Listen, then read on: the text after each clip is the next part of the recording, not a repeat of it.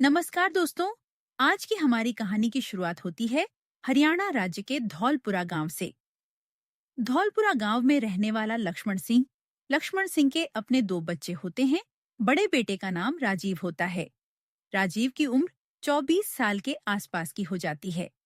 राजीव अपनी पढ़ाई पूरी कर चुका होता है। दूसरी इसकी छोटी बेटी होती है जिसका नाम जाह्नवी होता है। जाह्नवी की उम्र लगभग 19 साल के आसपास की होती है।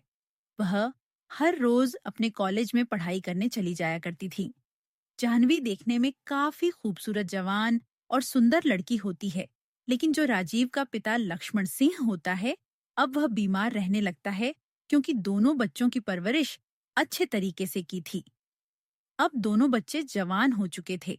दोनों की शादी भी करनी होती है। इस तरह से घर की चिंता कर कर के लक्ष्मण सिंह समय से पहले बूढ़ा हो जाता है और इस समय पर वो बीमार रहने लगता है। राजीव अपने पिता के बारे में बहुत ज्यादा सोचा करता था। राजीव ने पढ़ाई पूरी करने के बाद कई जगह पर अपने इंटरव्यू भी दिए थे, लेकिन नौकरी उसको कहीं भी नहीं मिली थी। और अब राजीव सोचने लगता है कि मुझे कोई छोटा मोटा बिजनेस कर लेना चाहिए।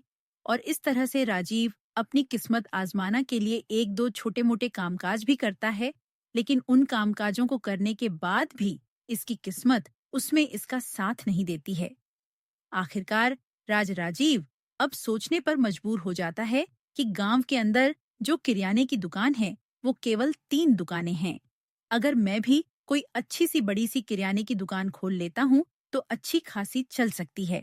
और इस तरह से राजीव अपने पिता लक्ष्मण सिंह के पास चला जाता है। कहने लगता है कि पिताजी, गांव में 2-3 दुकानें हैं करियाने की। अगर मैं किराने की दुकान खोल लेता हूँ तो फिर 2-3 महीने के बाद उसमें अच्छी खासी कमाई होने लगेंगी। ये बात लक्ष्मण सिंह को भी अच्छी लगने लगती है और इसके बाद राजीव अपने पिता लक्ष्मण सिंह को कहता है कि दुकान को चलाने के लिए कम से कम 3 से 4 लाख जरूर लगेंगे। अब लक्ष्मण सिंह सोचने पर मजबूर हो जाता है कि आखिर 3 से 4 लाख रुपए का इंतजाम कहाँ से करना पड़ेगा। इसके बाद लक्ष्मण सिंह अपने बेटे राजीव को कहता है कि बेटा, तुम किसी प्रकार की चिंता मत करो, पैसे का अरेंजमेंट मैं खुद कर लूंगा अगले ही दिन। लक्ष्मण सिंह अपने गांव के साहूकार चांदराम के पास चला जाता है। उससे 3 करोड़ 4 लाख रुपए उधार मांगने लगता है। चांदराम लक्ष्मण सिंह को कहने लगता है कि लक्ष्मण सिंह, मैं तुम्हें पैसे तो जरूर दे सकता हूँ, लेकिन तुम्हारे पास गिरवी रखने के लिए या तो कोई गहने होने चाहिए या फिर कोई जमीन जायदाद होनी चाहिए। लक्ष्मण सिंह कहने लगता है कि जमीन मेरे पास नहीं है और ना ही मेरे पास गहने हैं। मेरे पास तो एक घर है। अगर तुम उसको गिरवी रखना चाहते हो तो उसको गिरवी रख सकते हो, लेकिन मुझे 4 लाख रुपये जरूर चाहिए क्योंकि मुझे अपने बेटे की करियाने की दुकान खुलवानी है। और इस तरीके से चांदराम को भी ये बात पसंद आ जाती है। फिर चांदराम लक्ष्मण को कहने लगता है कि अगर तुम घर घर को गिरवी रखना चाहते हो तो मुझे इस बात से कोई ऐतराज नहीं है। और इसके बाद लक्ष्मण सिंह इस चांदराम के पास अपना घर गिरवी रख देता है। और जैसे ही अगला दिन होता है तो फिर एक स्टैम्प पेपर तैयार करवाया जाता है। उस स्टैम्प पेपर पर लिखवाया जाता है कि तुम्हें 4 लाख रुपये जो मैं कर्ज दे रहा हूँ वो 6 महीने के बाद ब्याज समेत लौट आने पड़ेंगे। और इस तरीके से लक्ष्मण सिंह और राजीव दोनों ही उस टर्म पेपर पर अपने दस्तखत भी कर देते हैं। अब इसके बाद लक्ष्मण सिंह 4 लाख रुपयों को लेकर अपने घर पे आ जाता है और फिर अपने बेटे राजीव की दुकान खुलवा देता है। देखते ही देखते थोड़ा वक्त गुजर जाता है। राजीव की दुकान अच्छी खासी चलने लगती है। लगभग 6 महीने का वक्त पूरा हो जाता है। इस वक्त के दौरान राजीव ने कम से कम 2 लाख रुपए कमाए, लाख के आसपास इकट्ठे कर लिए थे। और अब राजीव सोचने लगता है कि जैसे ही साहूकार चांदराम मेरे पास आएगा तो मैं उसको 2 लाख दे दूंगा और बाकी के जो पैसे हैं वो 3 महीने के बाद लौटा दूंगा। अपने पिता से भी इस बारे में बातचीत करता है। उसका पिता लक्ष्मण भी यही बात कहता है। जैसे 6 महीने का पूरा वक्त गुजर जाता है तो फिर एक दिन ऐसा भी आ जाता है जिसमें ये लड़का राजीव दुकान का सामान लेने के लिए शहर में चला जाता है और अपनी बहन जानवी को दुकान पर बिठा देता है ताकि वो दुकान पर बैठकर थोड़ा सामान सेल कर सके। और इस तरीके से जैसे ही राजीव शहर में चला जाता है तो पीछे से फिर साहूकार चांदराम अपने दो आदमियों के साथ राजीव की दुकान पर आ जाता है। आप जैसे ही वो दुकान के अंदर चला जाता है तो दुकान पर उसकी बहन जाह्नवी बैठी होती है। अब जाह्नवी जवान थी, खूबसूरत थी और उसको देखने के बाद यह साहूकार उसको देखकर मचल जाता है।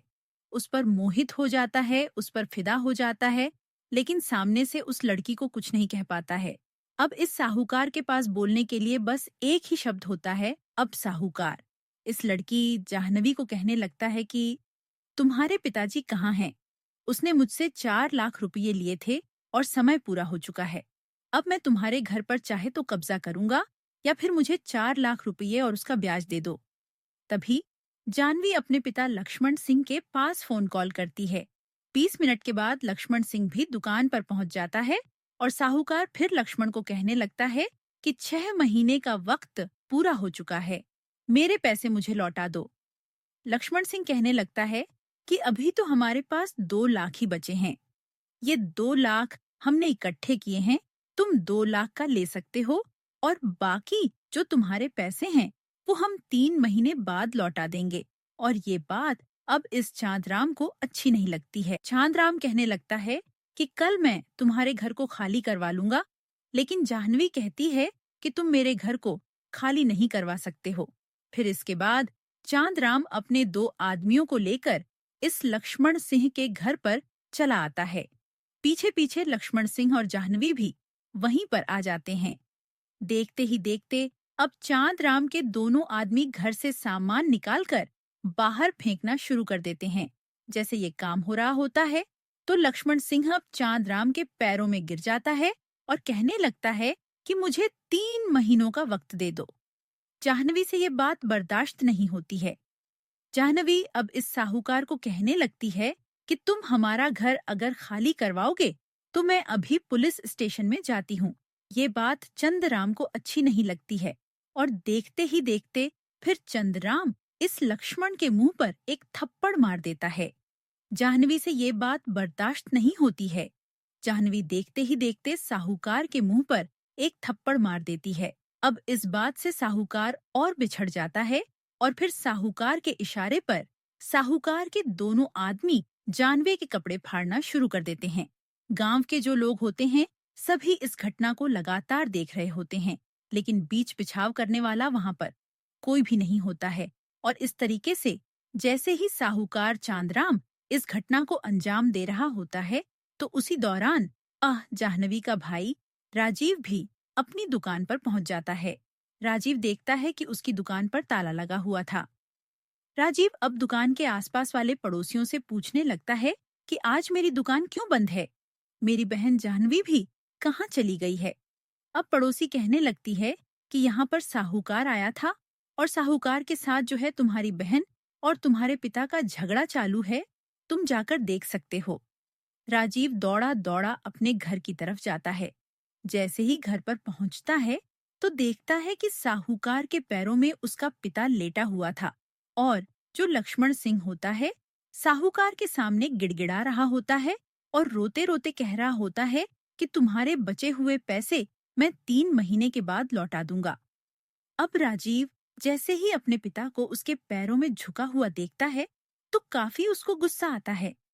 फिर जब राजीव की नजर अपनी बहन जानवे पर पड़ती है और देखता है कि उसके कपड़े तो फटे हुए थे और जो साहूकार के दो आदमी होते हैं उसके साथ कुछ ऐसी आपत्तिजनक काम कर रहे होते हैं जो राजीव की बर्दाश्त से बाहर हो जाता है। राजीव अब उन दोनों व्यक्तियों को मारना शुरू कर देता है, पीटना शुरू कर देता है।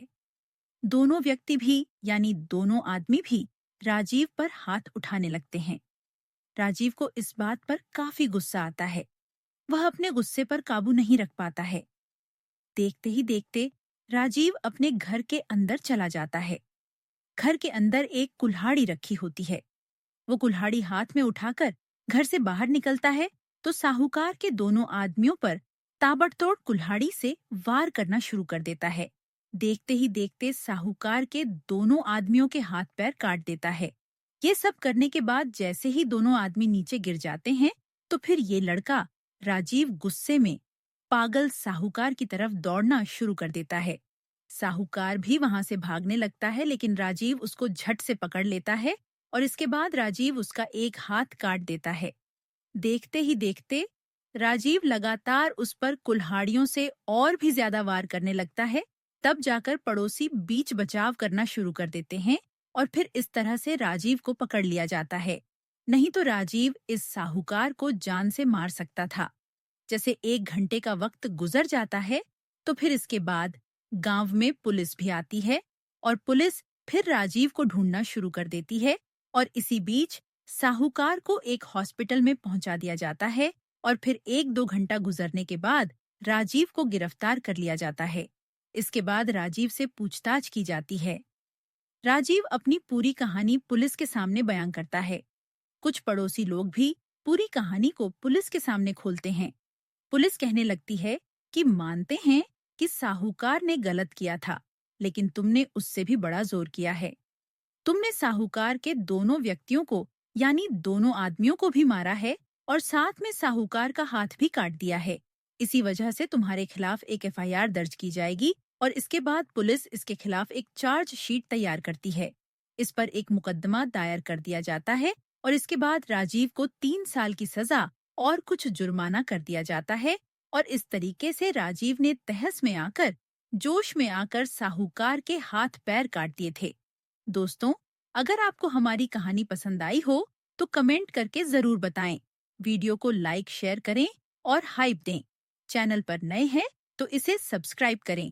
धन्यवाद।